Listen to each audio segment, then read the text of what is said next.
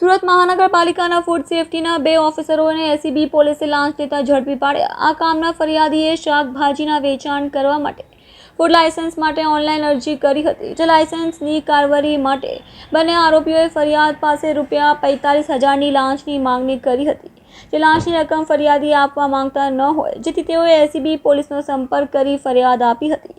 આ ફરિયાદના આધારે આજરોજ એસીબીએ વોચ ગોઠવી બંને આરોપીઓને ₹45,000ની લાંચ લેતા રંગે હાથે ઝડપી પાડ્યા છે। હાલ એસીબીએ બંને આરોપીઓને ડિટેલ કરી આગળની કાર્યવાહી હાથ ધરી છે। ગત રોજ એક ફરિયાદીની ફરિયાદ મળેલ હતી।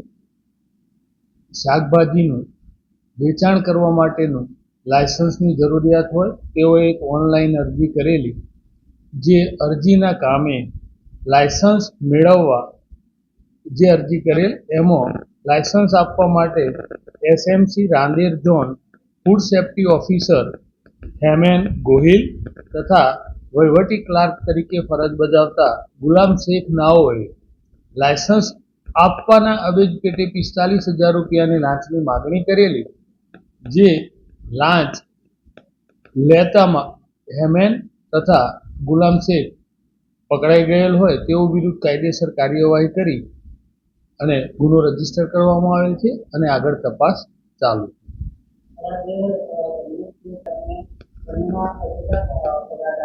હેમેન ગોહિલ જે food safety officer food inspector તરીકે ફરજ બજાવી રહેલ છે, જેમનો પગાર ₹1,05,000 છે, તેમજ ગુલામ શેખ એ વહીવટી ક્લાર્ક તરીકે ફરજ બજાવે છે અને એમનો પગાર ₹35,000।